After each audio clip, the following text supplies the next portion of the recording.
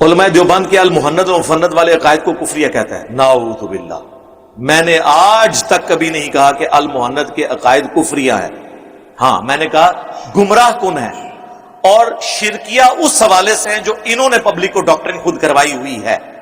مثلا یہ کہتے ہیں نا بریلوی شرک کرتے ہیں قبروں سے مانگتے ہیں, تو المحند میں لکھا ہوا ہے رہا بزرگوں کے سینوں اور قبروں سے فیض حاصل کرنا تو ہم اس کے قائل ہیں, مگر اس طریقے پر نہیں جو عوام میں رائج ہے, بلکہ اس طریقے پر جو خواص کو معلوم ہے. تو قبروں سے مانگنے کے قائل ہیں. وہ کہتے ہیں نہیں اس کا آپ کو سمجھ نہیں آیا. ہم کہتے ہیں چلے آپ ہمیں سمجھائیں نا. اب سمجھا تو سکتے نہیں, ہم کہتے ہیں ہم ہی آپ کو سمجھا دیتے ہیں.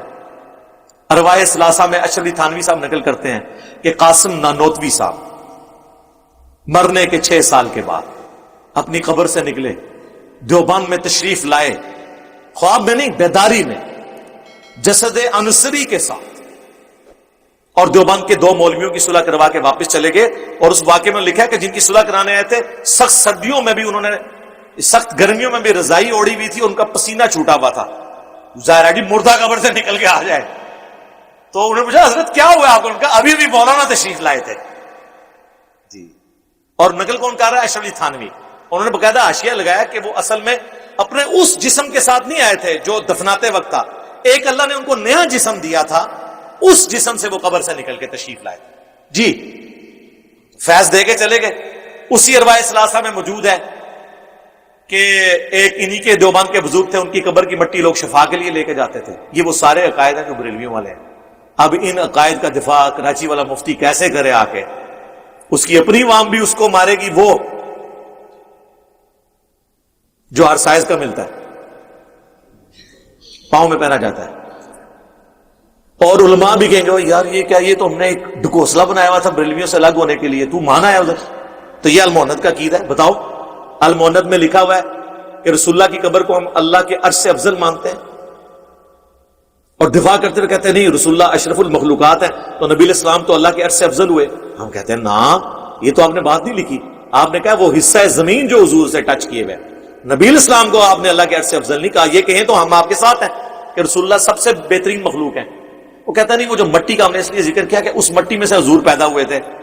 ہم کہتے ہیں نا اس مٹی کے جس حصے سے حضور پیدا ہوئے تھے وہ حضور پیدا ہو گئے. اب جو باقی مٹی ہے وہ نہیں افضل ہو سکتی. اگر اس کو افضل مانیں گے تو ساتھ ابو بکر عمر کی قبریں ہیں وہ بھی افضل ہو جائیں گی. نہیں وہ ٹچ کیے ہوئے, تو ٹچ تو نہیں کی ہوئی, یہ بھی جھوٹ ہے. صحیح مسلم میں حدیث ہے کہ حضور کی قبر مبارک میں سرخ رنگ کی چادر بچھائی گی, اس کے اوپر حضور کو دفنایا گیا. کہانی تو اڑا ہی جھوٹ نکلا ہے. حضور کو تو قبر پر ٹچ کر ہی نہیں رہی ہے, اس میں چادر ہے. تو اب کیا کریں, وہ چادر بھی افضل ہے. کوئی شے بھی صحیح سے نکل دی نہ دی. آؤ پورا ریاض الجنہ افضل ہے.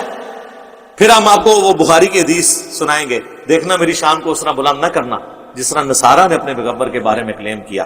میں اللہ کا بندہ اور اس کا رسول ہوں, مجھے اللہ کا بندہ اور اسے اس کا رسول کہنا, غلوف نہیں کرنا.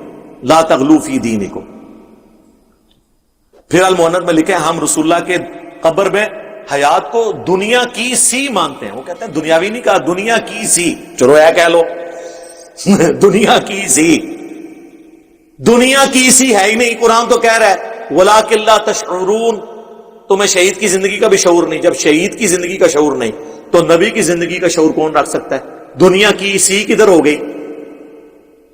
دنیا کی سی تو ہو ہی نہیں سکتی. وہ برزخ ہے, آخرت کی سی ہے. وہ بخاری میں حدیث ہے, اما عائشہ کہتی ہیں کہ اللہ تعالیٰ نے رسول اللہ کی موت سے پہلے میرے تھوک کو اور رسول اللہ کے تھوک کو ایک جگہ جمع کیا, وہ مسواک والے واقعے سے جو چبا نہیں سکتے تھے. اس دن جو رسول اللہ کی دنیا کی زندگی کا آخری دن اور آخرت کی زندگی کا پہلا دن. ہم حیات نبی کو مانتے ہیں آخرت کی, دنیا کی نہیں. آج بھی قبر مبارک کھولیں تو آپ کو نبی علیہ السلام نماز پڑھتے ہوئے نظر نہیں آئیں گے, وہ اسی حالت میں دفنائے ہوئے نظر آئیں گے جو 1400 سال پہلے, جسم مبارک بالکل سلامت. وہ نمازیں پڑھنا بھی جو مسند ابی یعلا میں آیا وہ برزخی ہے. صحیح مسلم میں آیا میں نے موسیٰ علیہ السلام کو ان کی قبر میں نماز پڑھتے ہوئے دیکھا, برزخی ہے, آخرت کا ہے. پھر المحند کے اندر جو اسام الارمین میں جن باتوں پہ کفریہ فتوے تھے ان کا جھوٹا دفاع کیا ہوا ہے آپ لوگوں نے. اور آپ کے ایک بابا جی جس نے تقریر لگائی، اس نے تو کہا ہمارا یہ عقیدہ ہے کہ نبی علیہ السلام اپنی وفات کے بعد بھی دنیا میں جہاں چاہیں کون و مقام میں تصرف فرما سکتے ہیں. تو یہ تو بریلوی کہتے ہیں. تو بریلوی تو بندی بھی دونوں ایک ہو جائیں گے انشاءاللہ، ہو گئے میں بلکہ. تو میں نے اس عقائد کی یعنی گمراہی کا ذکر کیا تھا.